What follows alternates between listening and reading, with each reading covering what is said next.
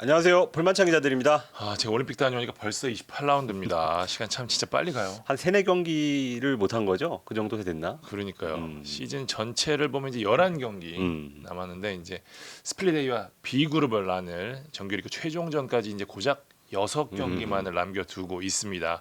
이제는 정말 클라이막스라고 할 수 있는 시간이 왔고요. 때마치 이번 주말에는 우승 경쟁의 분기점이 될 경기, 그리고 강등 싸움의 분수령이 될 경기가 축구 팬들을 찾아옵니다. 저희가 꼼꼼히 살펴보도록 하겠습니다. 네. 자, 첫 경기입니다. 24일 오후 7시 포항 스틸리아드에서 열리는 포항과 대구의 경기입니다. 네, 포항이 승점 44점으로 4위, 대구가 27점으로 11위입니다. 3연패.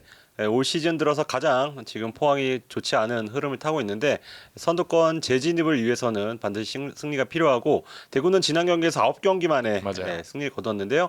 약 2달 만에 강등권 탈출을 노립니다. 최근 전적은 포항이 우세합니다. 2021년 9월 대구에 마지막으로 패한 뒤에 리그에서 9경기 연속 무패, 3년째 지금 패하지 않고 있고 홈에선 4연승 중입니다.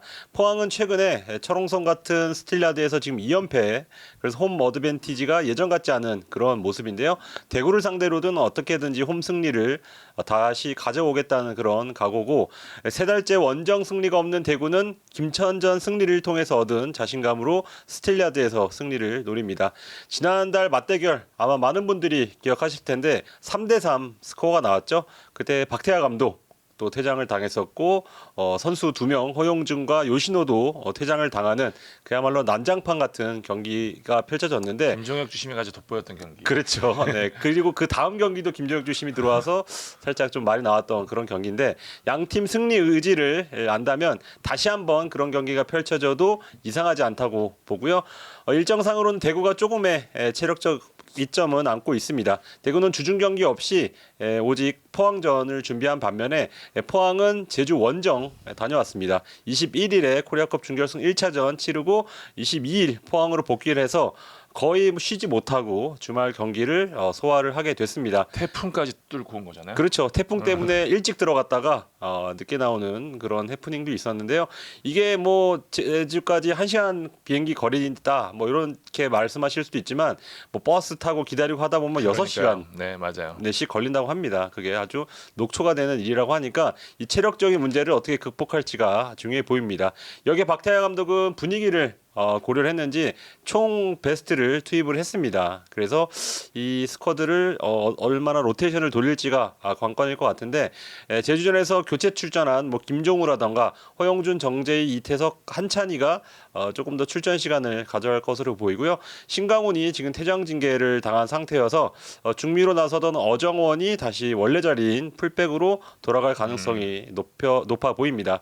이동희가 장기 결장 중인 상황에서 이호재도 지금 부상 중이거든요. 네, 그래서 출전이 어려워 보이고 조르지도 지금 컨디션에 문제가 있는 상태라서 아마 이선 자원 중에서 한 명을 원톱, 제로톱으로 기용하지 않을까 이렇게 예상을 합니다. 지금 이동희가 부상을 당한 시점과 맞물려서 최근 4경기 연속 지금 멀티 실점 중이거든요. 코리아컵에서도 그랬죠. 그렇죠. 그러니까 이 수비를 어떻게 단단할지가 박태하 감독이 풀어야 될 숙제고요.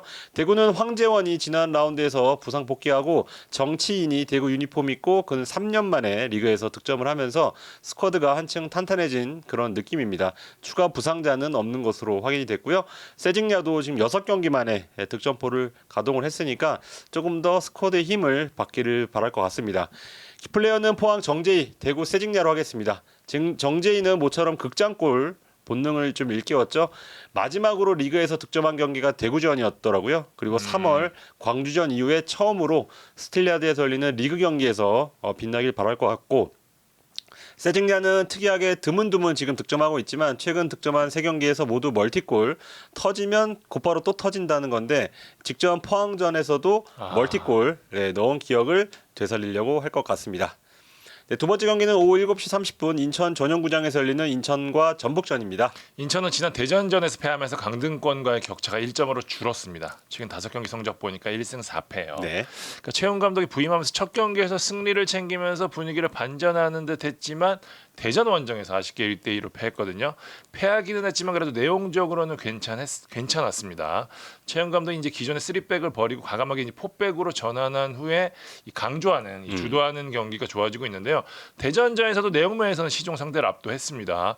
확실히 4백이 되면서 누가 좋아졌냐? 신진호가 살아났어요. 예, 신진호는 4백인 것 같아요. 이명주와의 중원 호흡도 좋고요. 인천의 고민이 측면이었는데 이 오매불만 기다렸던 제르소가 이날 복귀를 했습니다. 지난 경기에서 교체 투입됐던 만큼 이날은 출전 시간이 더 늘릴 것으로 보이고요. 이제 고민은 다시 수비로 돌아갑니다. 델브리지에 이어서 이 주전 골키퍼 이범수까지 다쳤어요. 대전전에서 이 델브리지 대신 나온 김건희와 이범수 대신 나온 민성준이 불안했거든요. 실수했었죠. 네, 실점 장면도 그랬고요.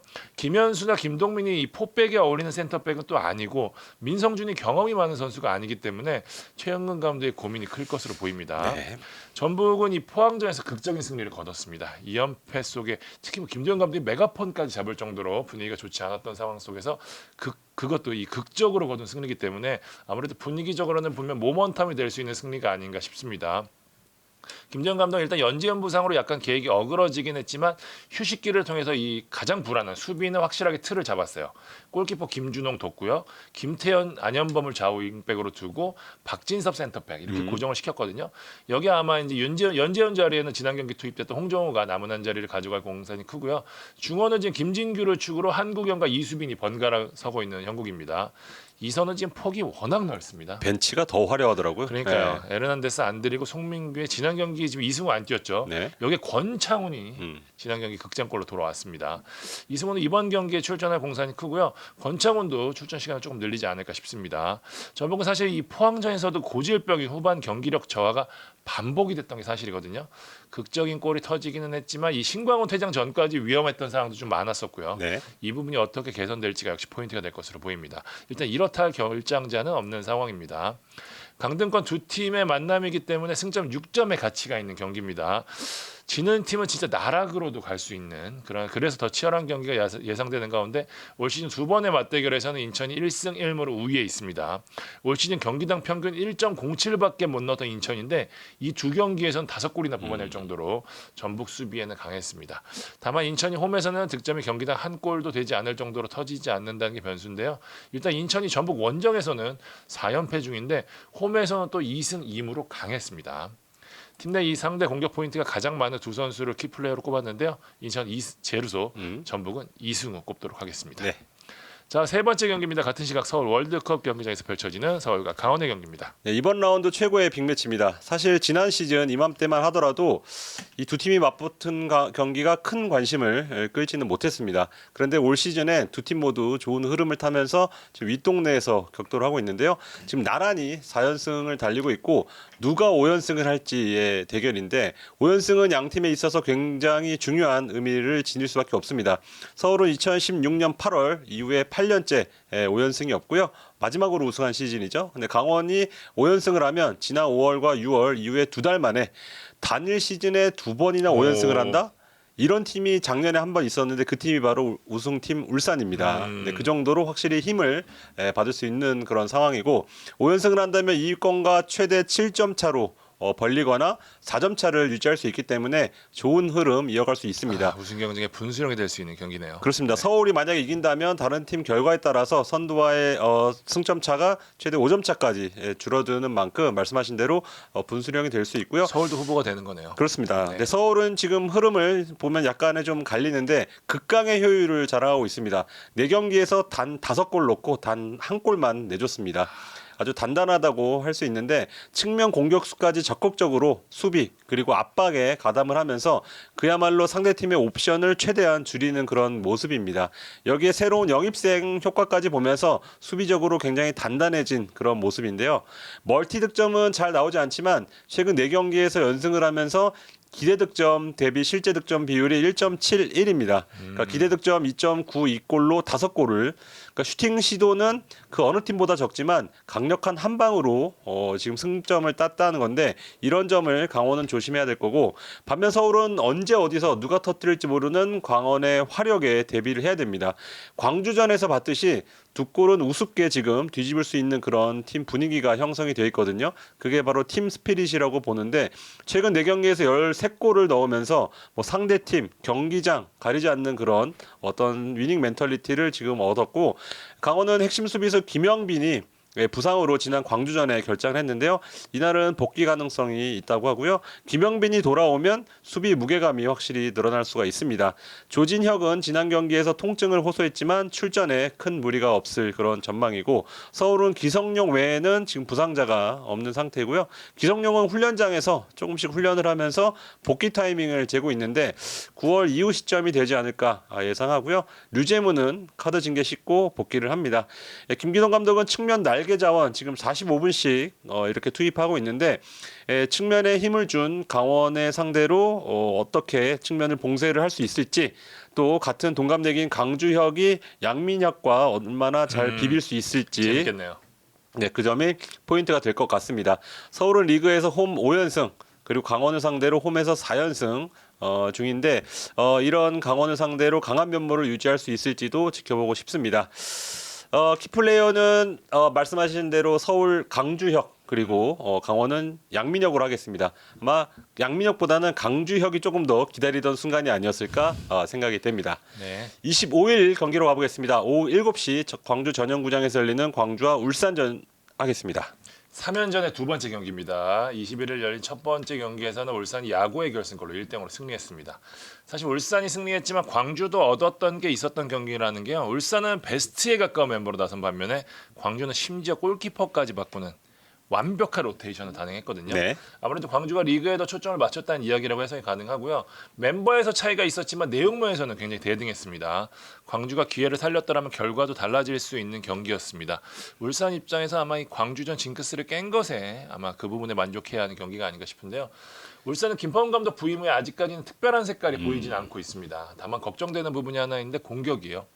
주민규 선수의 침묵이 길어지면서 지금 6월 26일 대구전 이후로 경기 결과를 쭉 봤더니 2대 가까이 한 골 이상 넣은 경기가 없습니다.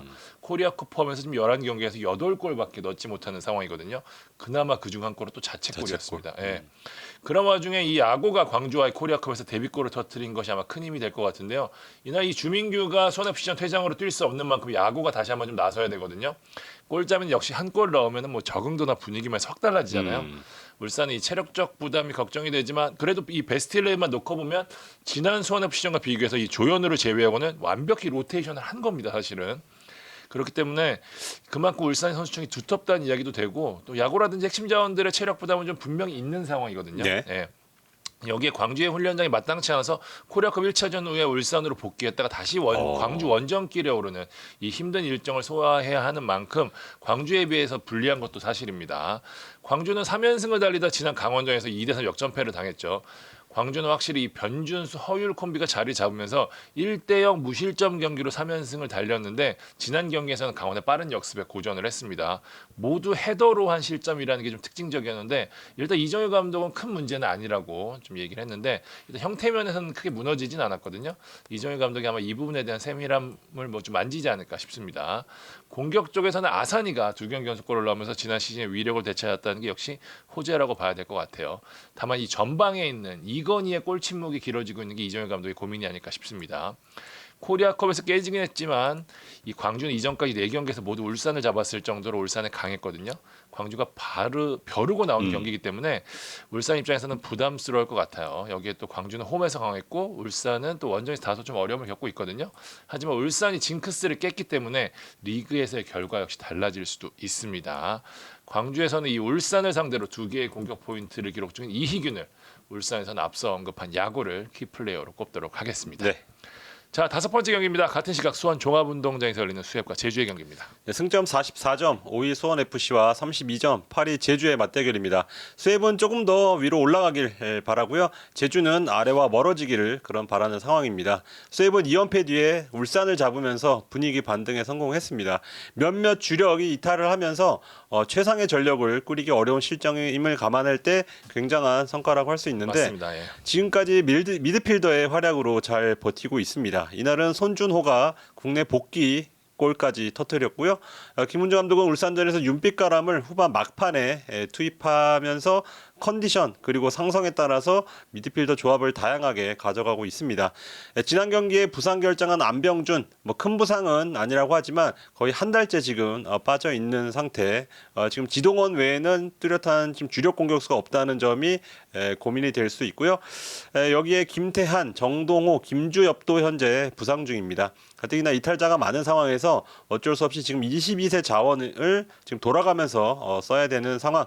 이런 패턴이 지금 수년째 수협은 반복이 되고 있고요. 제주는 주중 포항과 코리아컵 준결승 1차전을 홈에서 치렀습니다. 정말 다 잡은 승리를 극장골을 맞고 비기면서 체력적, 정신적 데미지를 좀 얻었다고 할 수 있는데 제주가 최근 원정 5연패 중이거든요.